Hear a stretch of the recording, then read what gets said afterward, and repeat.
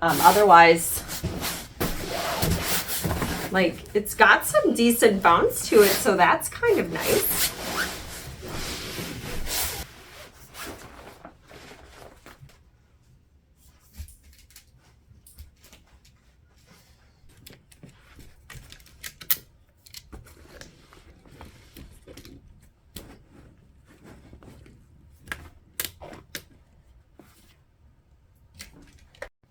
This little side pouch just velcros on. So just like that. So as you can see all along here, there's this these little pockets. So you just stick your Velcro through. Easier to do with two hands.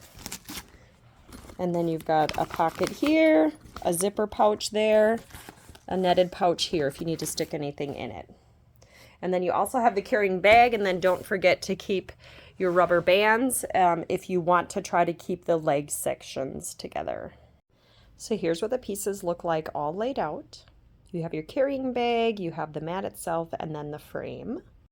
That was actually way easier to take apart than even deflating an air mattress. So if you're just looking for a single use or single person extra bed, this was actually quite comfortable as I laid on it for quite a while, and the fact that it is so compact, easy to travel with, so definitely a good recommendation.